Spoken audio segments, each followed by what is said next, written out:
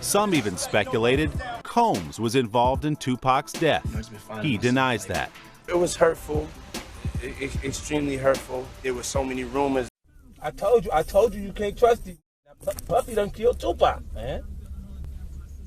In this way, 50 Cent is making fun of Puff Daddy, and he wrote the following in a post. #No Puffy Juice. He killed your favorite rapper. This is his reaction to the release of a documentary called Murder Rap, inside the Biggie and Tupac murders. In the documentary, it is claimed that Puff Daddy gave Crips gang member Keefe D $1 million to kill Tupac and Suge Knight, who was recently arrested. The day you put out a hits, the day Diddy admits that he put the hit out, they got Pac killed, And these are Eminem's lines from the Kill Shot track. Joe Budden recounted how Puffy reacted to it. Puff said it's in his hands, and he said I can say it. And that's the end of that.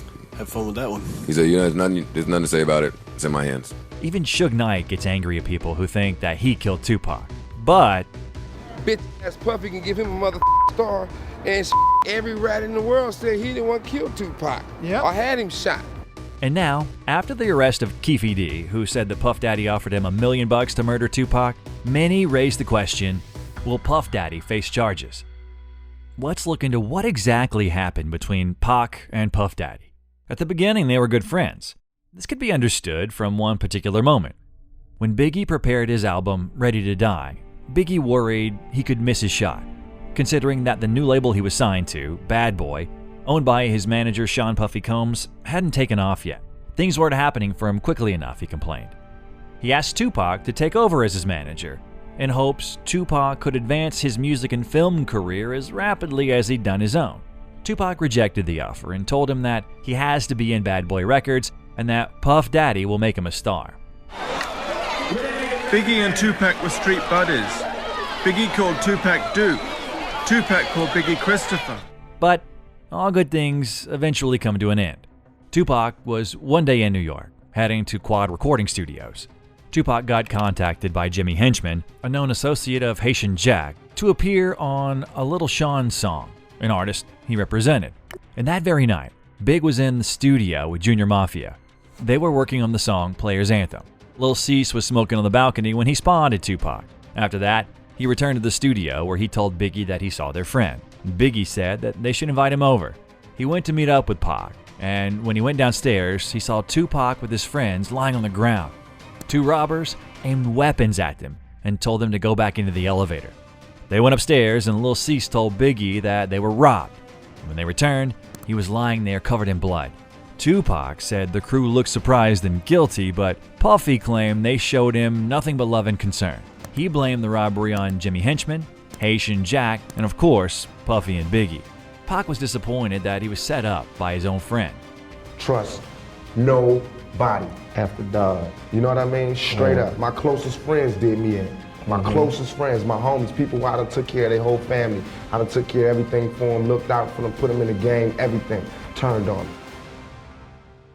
Yeah, asked my man if he could roll him a blunt. You know what I'm saying? We asked him if he's all right. He's just like, yeah, I'm all right, I don't know what's going on. And we just there trying to comfort him. Andre Harrell went and made sure he was calling the ambulance. In an interview for Vibe magazine, Puffy said, "Why would I set a guy up to get shot?" says Puffy.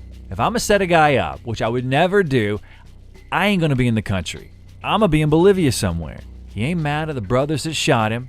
He knows where they're at. He knows who shot him. If you ask him, he knows. And everybody in the street knows. And he's not stepping to them because he knows that he's not gonna get away with that. To me, that's some real sucker shit. Be mad at everybody, man. Don't be using brothers as scapegoats. We know that he's a nice guy from New York. All aside, Tupac is a nice, good-hearted guy."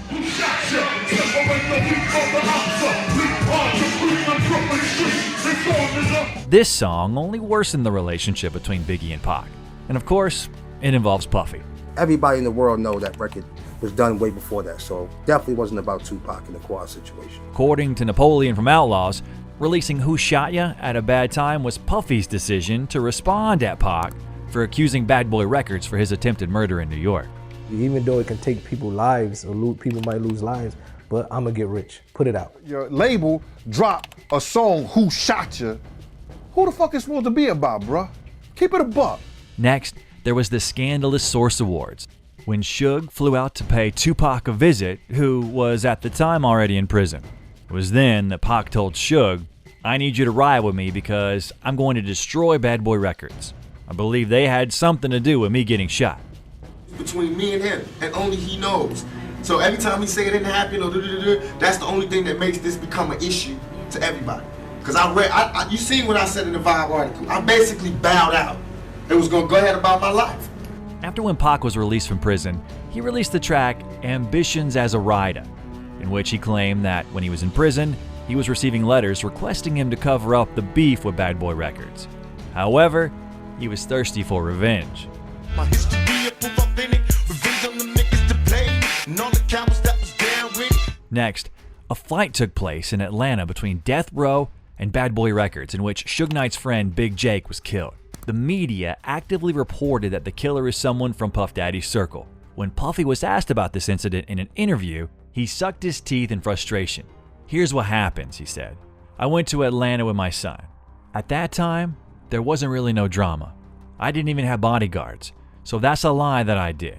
I left the club, and I'm waiting for my limo, talking to girls. I don't see Suge go into the club.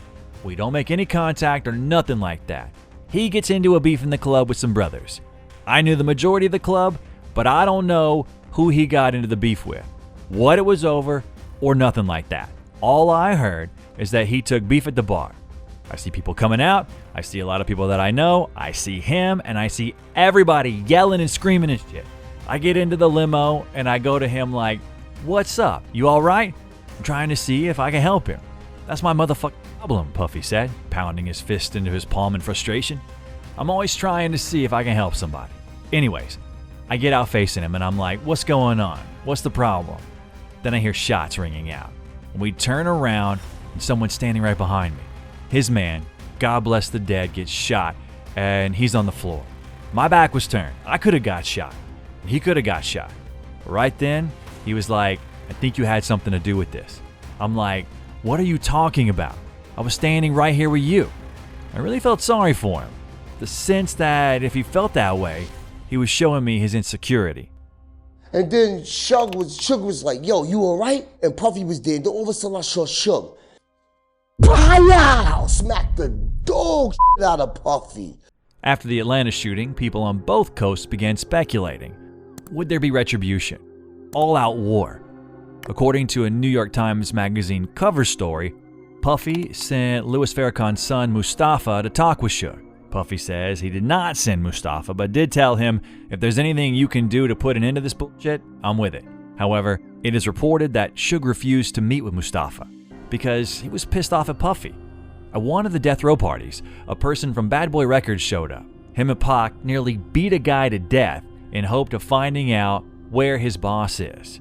And the most gruesome part of that is they forced him to drink urine. He might have got a few punches, and he probably drunk about 20 shots of piss. You know what I mean? Literally. Tupac gave an interview to a journalist from New York called Angie Martinez. The world never got the chance to see that interview. As Napoleon says, this interview is the raw version of Hit 'Em Up. In the interview, Pac said enough things that could get him sentenced to prison again, as he wasn't really himself at the time. He also went after Bad Boy Records and everyone else. For that reason, it was decided that the interview would not be released, so as not to add fuel to the fire. However, there is yet another version from Gene Deal as to why the interview was never released. According to the words of the ex-bodyguard of Bad Boy Records, Puffy requested that it doesn't get released. So Puffy, he did hear that Tupac interview. Why would you try to stop something if you ain't heard it? Why would you try to stop something if you didn't hear it? Angie Martinez herself admitted in an interview that Biggie and Puffy were angry with her. They upset with you. You from New York, the voice of New York. You going out there to interview Tupac. Huh? No, they didn't love it. Yeah, they didn't love it. It took me and Big a minute. I'm so happy that we got to a better place after, because Big didn't love it. He never told me, but somebody else told me. Tupac made the decision to write his legendary diss track, Hit 'Em Up, in which he said this phrase at the end of the track. Now you tell me who won. I see them, they run. Here, Pac recalls the Soul Train Awards, which took place in 1996. This was the first meeting between Tupac and Biggie after Tupac survived the robbery. Pac won the award for Best Album of the Year, but he was unable to pick up his award as the organizers of the event feared there would be a clash with Bad Boy Records.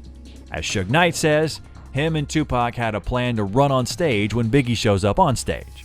I'm gonna give a shout out to my management, Puff Daddy, the whole label, and Arista. Pac saw Biggie, got out of his car, and called him a fat bastard. And then a fight broke out after Pac pointed his gun at Biggie. And the most important thing about the story is how Puffy behaved during the altercation, as recounted by Reggie Wright Jr. One thing I can say about Biggie Small, nigga didn't run. He was just standing there. I saw Puffy run under and hid under a car. According to Gene Deal's version of the story, Puff Daddy ran away even before the confrontation and said something that will seriously surprise you. I'm a businessman. I'm about making money, but something gotta change. I don't give a fuck if Pac gotta die, Big gotta die, or Suge Knight go to jail. Something's gotta change. I said, yo, he sure did. He said, yeah. He said, Big gotta die? He said, yo, he said Big. For that reason, Pac said the following in a diss track. They don't want to see us. One of Keefe D's friends went to a mall where he came across their rival gang. They started beating him up, but then help arrived just in time. And they beat them up in return and took a chain with the Death Row logo on it. Orlando Anderson was present in that fight. Napoleon claims that a rumor circulated at that time that Puffy was willing to pay $10,000 to anyone who would steal a Death Row chain. Yeah, when he was alive, we was hearing that's the reason why they tried to snatch that chain, is because it was a bounty on the chain saying if you snatch the chain, bring it back to us, we will give this amount of money. Overthrow the government y'all got right now, which is Bad Boy and Nas and all that bullshit, and we will bring a new government here that will feed every person in New York. Further, after the Mike Tyson fight, one of the people from Death Row's side who took part in that fight at the mall saw Orlando and told Pac about it. Pac, without hesitating, went after him to revenge his comrade. A few hours later, Pac was murdered.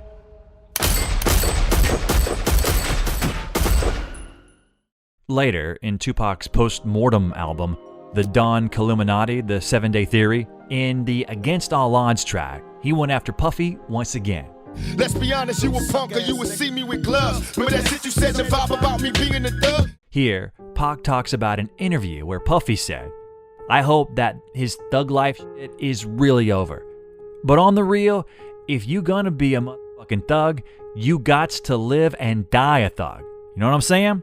There ain't no jumping in and out of thugism. If that's what you choose to do, you gots to go out like that. I ain't no thug.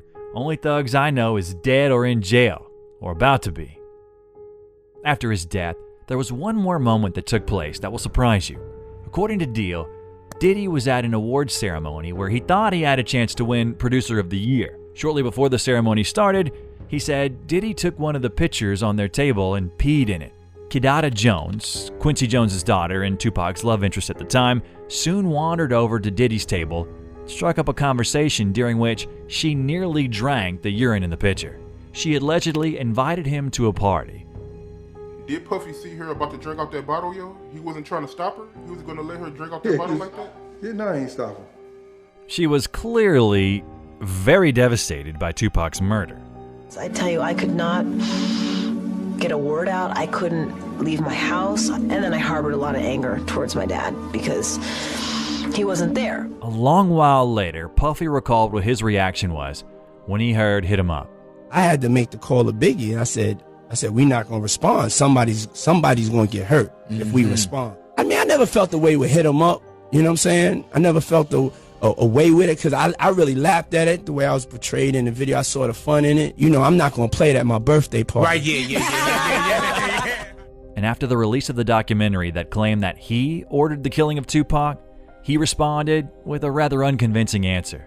Now, it was this documentary that claimed, which we know wasn't true. Yeah, check this out. We don't talk about things that are nonsense. We don't even entertain nonsense, my brother. What do you think about the conflict between Pac and Puffy? And will Puffy be charged with the murder? Let us know in the comments. See you soon.